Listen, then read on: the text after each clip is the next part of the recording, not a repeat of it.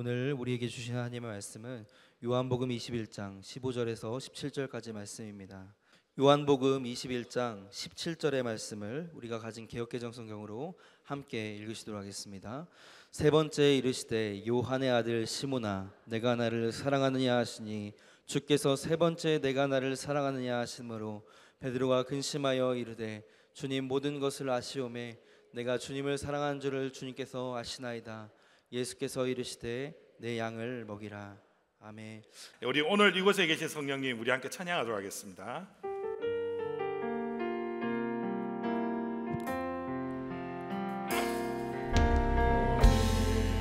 이곳에 계신 성령님 우리에게 말씀하시고 우리 가르치소서.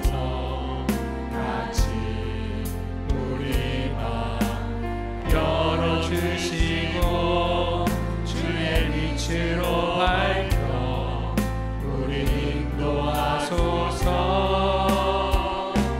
주님보다 앞서지 않고 겸손하게 주님의 말씀 기다리니 주님 손에 우릴 드립니다. 사랑으로 인도하소서. 오늘 이곳에 계신 성령님 우리에게 말씀하시고 우리를 가르치소서. 같이 우리 맘 열어주시고 주의 빛으로 밝혀 우리 인도하소서.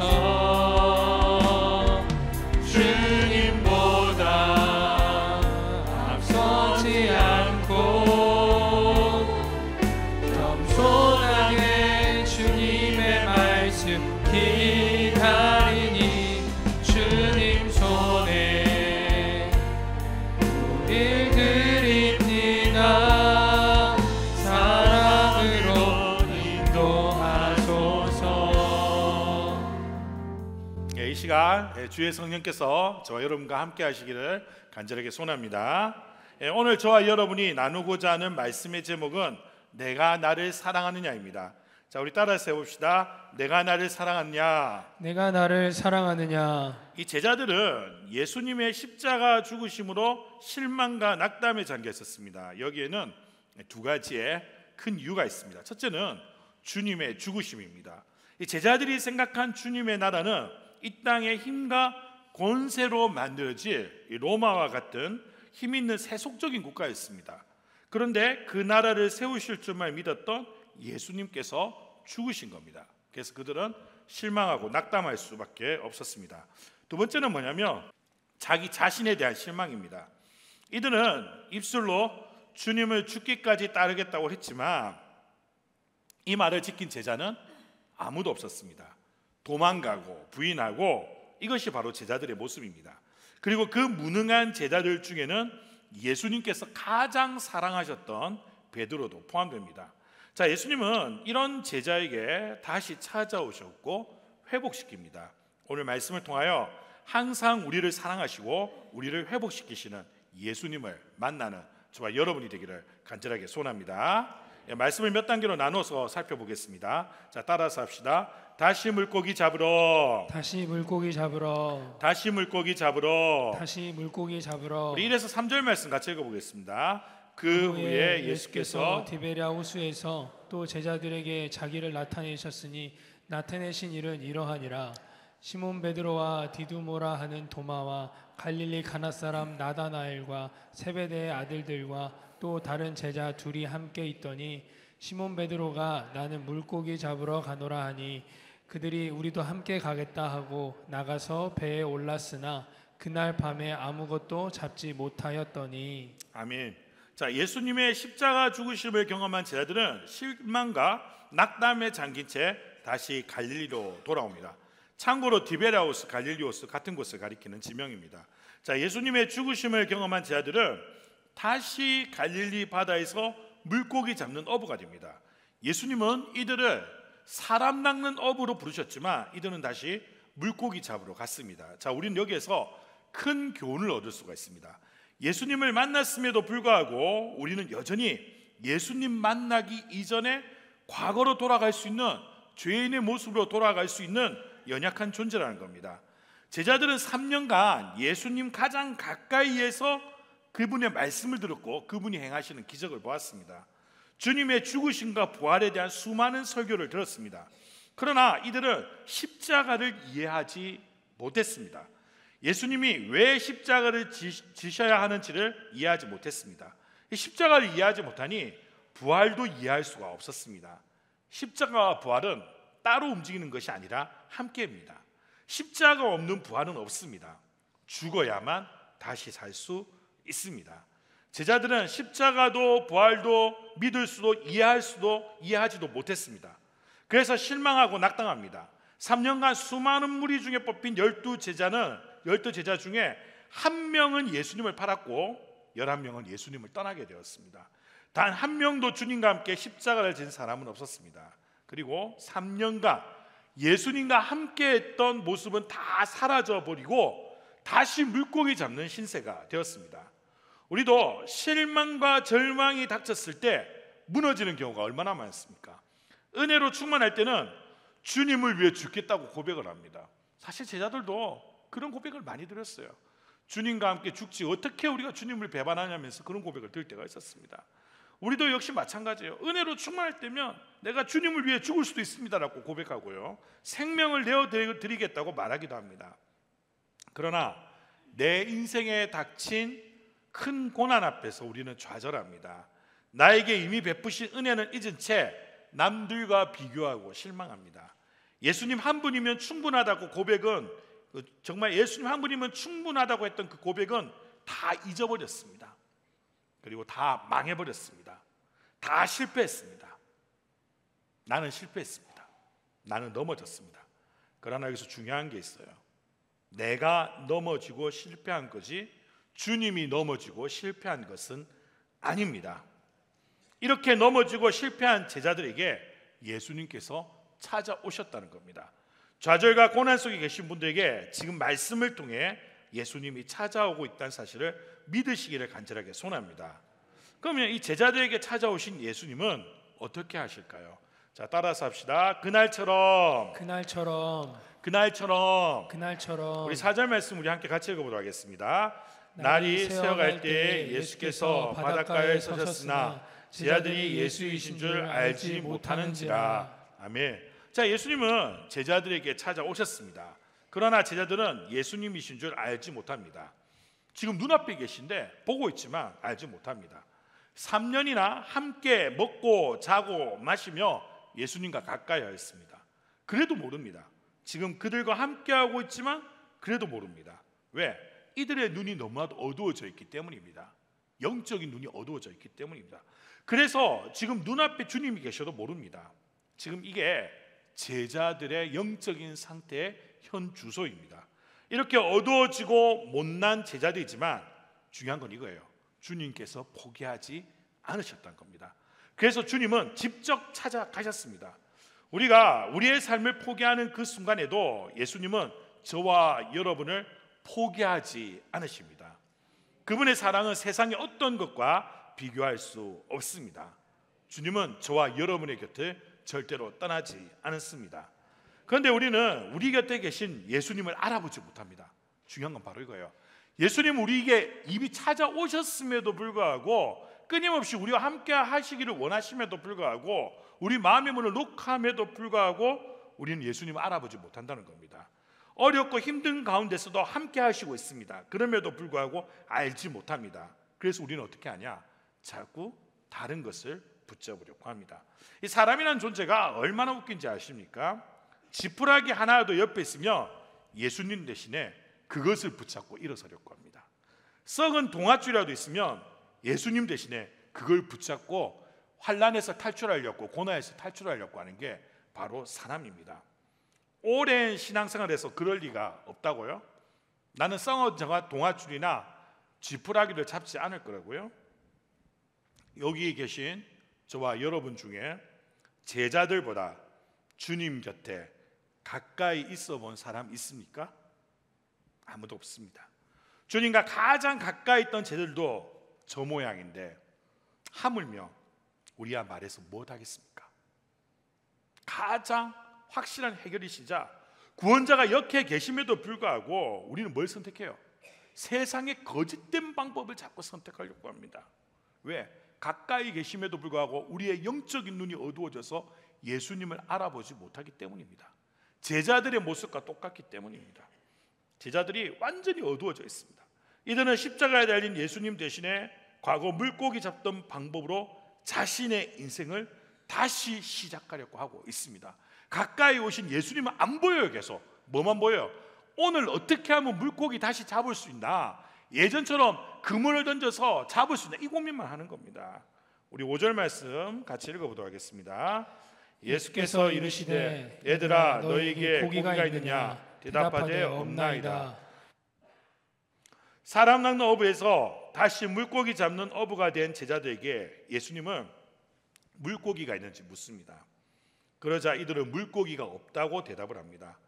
예수님 없이 자신들의 문제를 해결하려고 했지만, 자신들의 방식으로 자신 인생의 문제를 해결하려고 했지만 그것마저 제대로 되었습니까? 아니에요. 물고기조차도 잡지 못하고 있습니다. 그것마저 제대로 이루어지지 못하고 있는 것입니다. 우리의 가장 큰 착각, 주님 없이 나의 인생을 나의 방법대로 하면 풀릴 것이라고 생각하는 경우가 많다는 겁니다. 마치 땅끝인 다시스로 도망가면 될 것이라고 생각했던 요나와 똑같습니다. 주님 곁을 떠나 내가 생각했던 대로 살면 잘 될 줄 알지만 현실은 뭐예요? 그러다가 요나처럼 폭풍을 만나고 물고기 뱃속에 들어가 버리는 게 우리 인생이라는 겁니다. 제자들이 지금 그런 모습입니다. 이런 제자들에게 예수님은 또 말씀하십니다. 우리 6절 말씀 같이 읽어보도록 하겠습니다. 이르시되 그물을 배 오른편에 던지라. 그리하면 잡으리라 하시니 이에 던졌더니 물고기가 많아 그물을 들 수 없더라. 아멘. 자, 예수님의 말씀대로 배 오른편에 그물을 던졌습니다. 그랬더니 놀라운 일이 벌어집니다. 물고기가 너무 많이 잡혀서 그물을 끌어올릴 수가 없게 된 것입니다. 나중에 베드로가 힘을 다해 그물을 끌어올리니 153마리가 들어있었습니다. 본래 이 정도 양이면 그 그물이 찢어졌어야 돼요. 근데 그물이 찢어지지 않고 그 물고기를 그대로 잡은 채 끌어올려진 것입니다.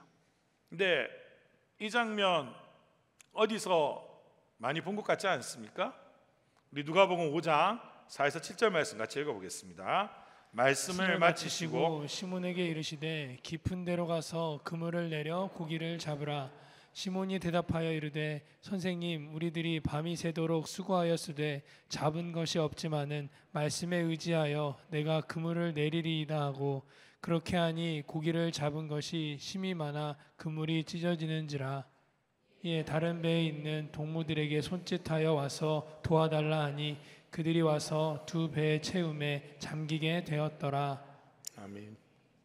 예수님 이들이 처음 만난 날도 그랬습니다.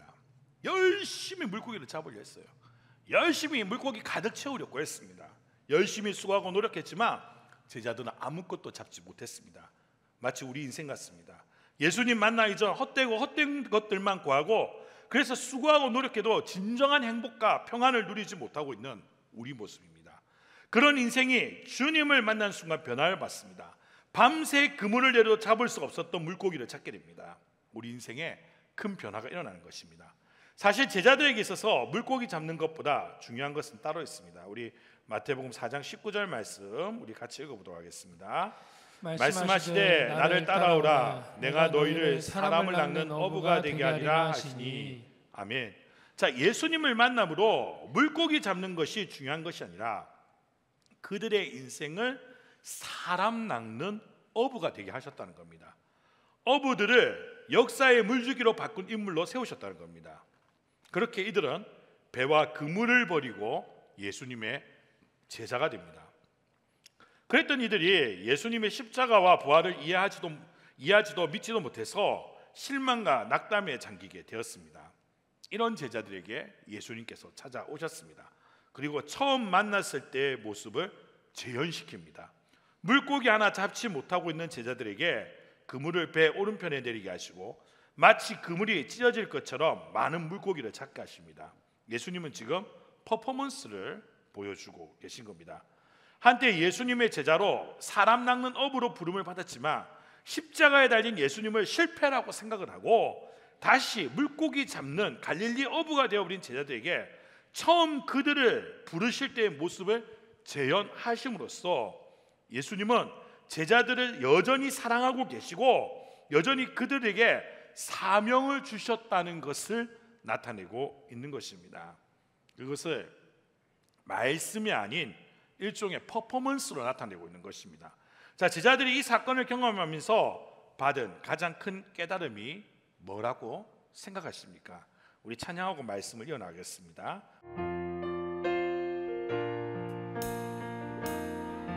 내가 누려왔던 모든 것들,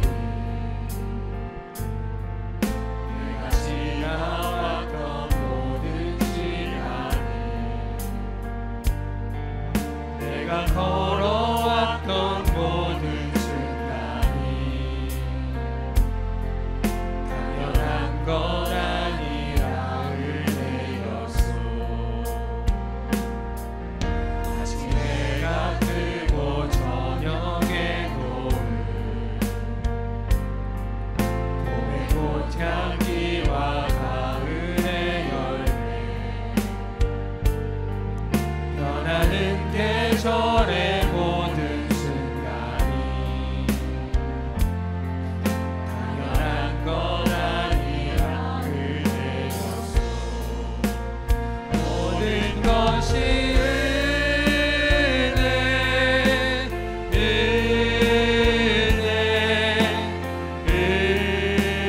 은혜, 한없는 은혜. 내 삶에 당연한 건 하나도 없었던 것을 모든 것이 은혜였소. 내가 이 땅에 태어나 사는 것, 어린아이 시절과 지금까지 숨을 쉬며 살며 꿈을 꾸는 삶, 당연한 건 아니라 은혜였소. 내가 하나님의 자녀로 살며 오늘 찬양하고 예배하는 삶, 복음을 전할 수 있는 축복이 당연한 건 아니라 은혜였소. 모든 것이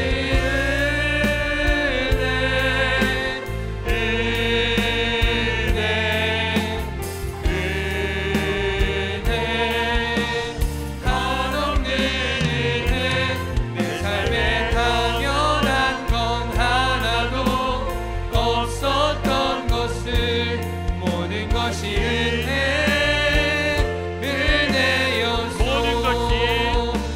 모든 것이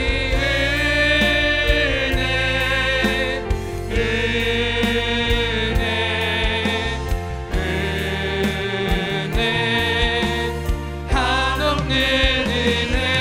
내 삶에 당연한 건 하나도 없었던 것을 모든 것이 은혜였소. 네, 바로 그렇습니다. 방금 부른 찬양의 가사처럼 제자들이 깨닫는 것은 바로 뭐냐? 바로 은혜였습니다. 제자들은 3년간 예수님을 따르면서 사실은 은혜가 아닌 자기 힘과 의지로 따랐습니다. 그리고 주님과 함께 꿈을 꾼 것이 아니라 자신들의 꿈을 꾸었습니다. 나의 힘과 능력으로 살았고 나의 꿈을 가지고 살았습니다. 그러다가 어려움을 당하자 모든 것이 한계에 부딪히게 되었습니다. 다 망했습니다. 주님과 함께 죽겠다고 고백했지만 자신들의 힘과 능력으로는 주님과 함께 죽는 것은 고사하고 도망 다니기에 바빴습니다. 예수님이 십자가에 달려 죽으실 때 십자가를 통해서 이르실 주님의 말씀보다는 자신들이 꿈꿔왔던 것이 무너졌다는 생각이 먼저 앞섰습니다. 3년간 주님을 따르며 무언가를 이뤘고 무언가를 가졌다고 생각했지만 사실은 뭐예요? 아무것도 없었습니다. 왜? 자신의 힘과 능력으로 주님을 따르고 주님과 함께 꿈을 꾼 것이 아니라 자신의 꿈을 꾸었기 때문입니다. 그래서 그들이 선택한 건 뭐냐? 도로 다시 물고기 잡는 어부가 된 겁니다. 자, 그런 그들에게 예수님께서 먼저 찾아오셨습니다. 그들이 예수님을 찾은 것이 아니라 예수님께서 그들에게 찾아오셨다는 거예요. 그리고 그들의 죄와 허물을 들추기보다는 그들에게 사랑을 보이셨습니다. 처음 만난 그날을 나타내시며 여전히 사랑하고 있음을 보이셨습니다. 이때 제자들은 깨달았을 겁니다. 우리는 아무것도 아니었구나. 예수님의 사랑과 은혜가 없는 우리는 아무것도 아니구나. 3년간 주님과 함께 있었던 것도 우리가 잘나서가 아니라 주님 덕분이었구나. 모든 것이 주님과 함께 하셨기에 가능했구나. 지금도 주님 때문에 다시 일어설 수 있구나. 바로 이들이 깨달은 것은 다른 것이 아니라 은혜였습니다. 자신들에게 값없이 내리는 놀라운 은혜였습니다. 오늘을 살아가는 우리 역시 마찬가지입니다. 때로는 고난이 유익이 되는 것은 우리의 진짜 모습을 보게 하기 때문입니다. 어떤 모습이요? 주님 없으면 아무것도 아닌 진짜 모습을 보게 하는 겁니다. 그리고 그때 우리는 고백합니다. 오직 내 삶에 필요한 것은 주님뿐입니다. 세상에 은혜를 깨닫는 것만큼 귀한 것은 없습니다. 성경에 보면 욥이 나옵니다. 욥은 동방의 의인이었습니다. 하늘에서 하나님이 천사와 사단에게 자랑할 정도의 인물이었습니다. 저와 여러분도 욥처럼 되기를 간절하게 소원합니다. 하나님이 딱 우리를 봤을 때, 야, 누구누구 진짜 천사하고 사단 앞에서 얘는 진짜 나의 말씀대로 사는 사람이고야, 그렇게 자랑했으면 좋겠어요. 아멘? 별로 안 오네요. 전 좀 그랬으면 좋겠습니다. 근데 이제 그 다음이 문제죠. 이제 그 다음이 고난이 닥쳤다는 게 문제인데, 자, 그런 그에게 진짜 그렇게 자랑할 만한 그런 그에게 그냥 고난도 아니에요. 진짜 말할 수 없는 고난이 닥칩니다. 자녀는 죽고 아내는 저주하며 떠났으며 그 많던 재산은 하루아침에 다 사라져서 진짜 쫄딱 망해서 거지가 되어버립니다. 극심한 피부병에 기아로 몸을 긁어야 되었습니다. 시간이 지나 하나님 욥에게 나타나 그를 회복시킵니다. 더 많은 재산을 주셨고 더 많은 자녀를 주셨고 그리고 아내를 다시 주셨습니다. 그런데 이게 진짜 복이 아니에요. 더 많은 재산과 더 많은 자녀와 그리고 새로 주신 아내가 진짜 복이 아닙니다. 그건 하나님이 잃어버린 것을 다시 줄 수 있다는 분이라는 것을 보여주기 위해서 하신 겁니다. 그럼 욥의 진짜 복은 따로 있습니다. 우리 욥기 42장 4에서 6절 말씀 우리 같이 읽어보도록 하겠습니다. 내가 말하겠사오니 주는 들으시고 내가 주께 묻겠사오니 주여 내게 알게 하옵소서. 내가 주께 대하여 귀로 듣기만 하였사오나 이제는 눈으로 주를 배웁나이다. 그러므로 내가 스스로 거두어드리고 티끌과 제 가운데에서 회개하나이다. 아멘. 욥의 복은 깨달음입니다. 자신이 동방의 의인이라고 보일 정도로 무언가 된 것 같은데 사실은 뭐예요? 그 고난 앞에서 자신은 아무것도 아니었다는 겁니다. 그래서 티끌과 제 가운데서 회개한다고 고백을 하고 있습니다. 전에는 귀로 들었지만 이제 눈으로 주를 보게 되었다고 고백을 하고 있습니다. 자, 이 깨달음을 간단하게 표현하면 바로 이겁니다. 주님 없는 나는 아무것도 아닙니다. 오직 주님만이 내 삶의 가장 위대하십니다. 누구도 자신의 힘으로 신앙생활을 할 수 없습니다. 우리 모두 주님이 필요로 합니다. 주님의 은혜가 있어야 됩니다. 주님 없이는 하루 한순간도 살 수 없는 게 바로 나라는 존재입니다. 바로 우리입니다. 제자들이 깨달은 게 바로 이겁니다. 아주 명망 있는 중세 수도원장이 있었습니다. 이 수도원장은 진짜 하나님 보시기에 거룩하고 아름답게 참 잘 살았습니다. 이 수도원장이 천국에 가게 되었습니다. 그때 예수님이 수도원장에게 물었습니다. 내가 살면서 가장 잘한 것을 말해보아라. 수도원장은 눈을 감고 생각에 잠겼습니다. 그리고 눈물을 흘리며 눈을 뜨고 이렇게 주님에게 말했습니다. 주님, 단 하나도 생각이 나지 않습니다. 이것이 진정한 그리스도인의 모습입니다. 신앙의 여정은 내가 죄인이라는 것을 깨닫고 그런 죄인에게 얼마나 큰 은혜가 임했는지를 깨닫는 것입니다. 그래서 진정한 믿음을 가질수록 하나님 앞에 자신은 작아지는 거예요. 그리고 하나님은 점점 더 내 삶에서 커지는 것입니다. 지금 어려움 앞에서 넘어지셨습니까? 괜찮습니다. 그럼에도 불구하고 나를 일으켜 세우실 주님이 계십니다. 그분이 나와 함께 하십니다. 그분의 은혜가 있습니다. 이런 믿음 가지시기를 간절하게 소원합니다. 따라서 합시다. 내가 나를 사랑하느냐? 내가 나를 사랑하느냐? 내가 나를 사랑하느냐? 내가 나를 사랑하느냐? 주님의 이러한 은혜는 베드로와의 만남을 통해 더 잘 보여주십니다. 우리 17절 말씀 우리 같이 읽도록 하겠습니다. 세 번째 이르시되 요한의 아들 시몬아 내가 나를 사랑하느냐 하시니 주께서 세 번째 내가 나를 사랑하느냐 하심으로 베드로가 근심하여 이르되 주님 모든 것을 아시오매 내가 주님을 사랑하는 줄을 주님께서 아시나이다. 예수께서 이르시되 내 양을 먹이라. 아멘. 자, 모든 제자들이 예수님의 십자가 사건을 경험하며 자신에게 실망하였지만 그 중에서도 가장 큰 죄책감을 가진 사람은 아마 베드로였을 겁니다. 베드로는 누가 봐도 주님이 가장 사랑한 수제자였기 때문입니다. 자, 사람들은 여전히 예수님에 대해서 잘 모를 때에도 베드로는 주님은 그리스도이시며 살아계신 하나님의 아들이십니다라고 분명하게 고백했던 인물입니다. 그러니까 예수님이 누구인지를 정확하게 알고 있었어요. 그분이 하나님의 아들이라는 것을 정확하게 알고 있었습니다. 그렇지만 베드로는 어떻게 합니까? 예수님의 예언처럼 계집종 앞에서 3번이나 예수님을 부인하였습니다. 심지어 어떻게 부인합니까? 마지막엔 욕과 저주를 하며 부인하기도 하였습니다.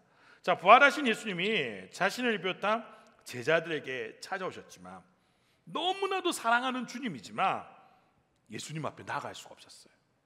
그 주님의 얼굴을 마주 볼 수가 없었습니다. 왜요? 너무나도 자신이 한 행동이 있었기 때문에 양심이 찔렸기 때문입니다. 그래서 힘들어서 그 앞에 나갈 수가 없었습니다. 그런 베드로에게 예수님께서 다가오셨습니다. 우리가 갈릴리 바닷가에서 찬양하고 말씀을 이어나가겠습니다.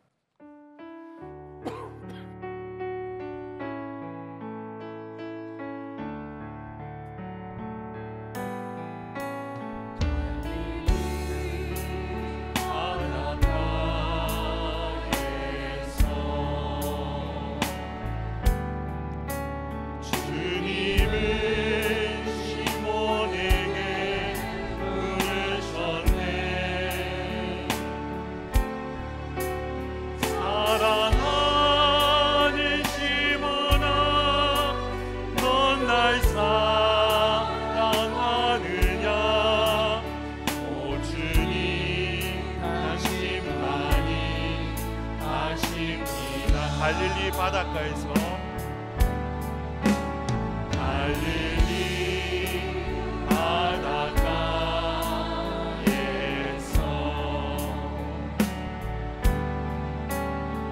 주님은 시몬에게 부르셨네.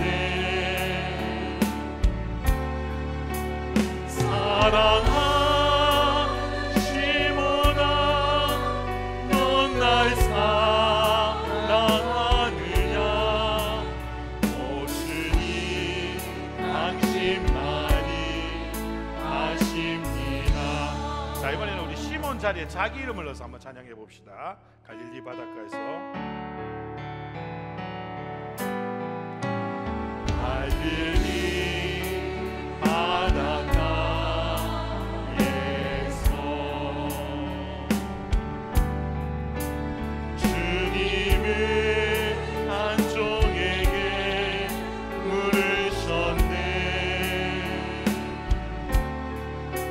사랑하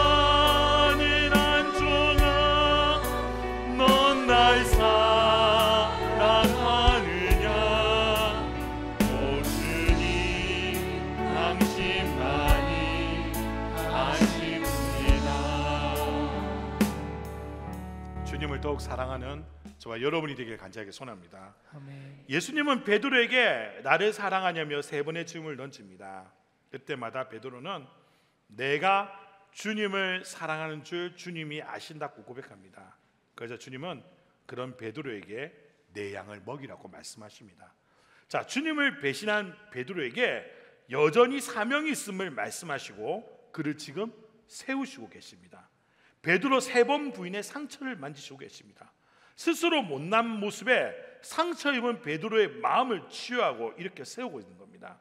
부활하신 주님은 사랑과 은혜로 다가오셔서 베드로를 새롭게 하십니다.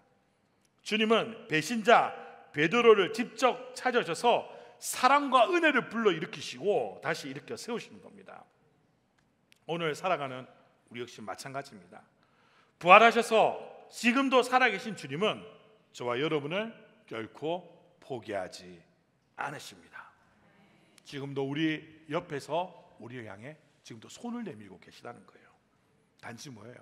우리의 어두워진 눈이 우리에게 사랑의 고백을 듣고 하시는, 이미 먼저 사랑하신다고 얘기하면서 우리 옆에 다가오신 그 주님을 보지 못하게 만들고 수치스러운 내 마음이 그분 곁에 다가가지 못하고 있을 뿐이라는 사실입니다. 그러나 우리가 마음의 문을 조금만 열고 그분의 음성을 듣게 되면 그 사랑 때문에 내가 잘나서가 아니라 그분의 사랑과 은혜 때문에 내가 주님 곁에 다시 다가설 수 있게 된다는 것입니다. 주님은 베드로에게 말씀하셨던 것처럼 우리에게 지금도 계속해서 묻고 계십니다. 내가 나를 사랑하느냐? 성공의 자리가 아니라 실패의 자리에 있는 그 순간에도 저와 여러분에게 물으십니다. 의로울 때만 그렇게 물으시는 것이 아니라 범죄하여 쓰러진 자리에서도 물으십니다. 그 은혜로 다시 저와 여러분을 일으키시기 위해서입니다. 그때 주님께 사랑의 고백을 드리는 저와 여러분이 되기를 간절하게 소원합니다. 나를 의지하여 드리는 고백이 아닙니다. 내가 잘나서 드리는 고백도 아닙니다. 전적인 주님의 사랑과 은혜를 의지하여 드리는 고백입니다. 십자가를 의지하여 드리는 고백입니다. 주홍같이 붉을지라도 희게 하시고 나의 작은 신음에도 응답하시는 하나님의 사랑과 은혜를 의지하여 드리는 고백입니다. 이 고백을 드릴 때 주님은 사랑과 은혜로 실패의 자리에서, 고난의 자리에서, 범죄하여 쓰러진 자리에서 저와 여러분을 다시 일으켜 세우실 줄 믿습니다. 주님께서 저와 여러분을 향하여 베드로에게 말씀하셨던 것처럼 내가 나를 사랑하느냐라고 말씀하실 때, 우리가 마음의 문을 열었을 때 그 음성이 들렸을 때 주춤하지 않는 저와 여러분이 되게 간절하게 소원합니다. 못난 자신의 모습을 보면 주춤할 수밖에 없죠. 베드로의 모습처럼 우리도 주춤할 수밖에 없습니다. 양심이 지닌 죄인의 모습을 보면 그럴 수밖에 없습니다. 잊지 말아야 하는 것은 나의 죄악보다, 나의 실패보다, 나의 고난보다 주님의 은혜가 더 크다는 사실입니다. 주님의 사랑이 더 크다는 사실입니다. 주님의 사랑과 은혜는 우리의 죄와 허물을 덮고 우리의 실패를 다시 일으켜 세울 만큼 더 위대하다는 것입니다. 이 사실을 믿지 않고 주의 말씀을 꼭 붙잡는 저와 여러분이 되기를 간절하게 소원합니다. 우리 은혜 함께 찬양하도록 하겠습니다.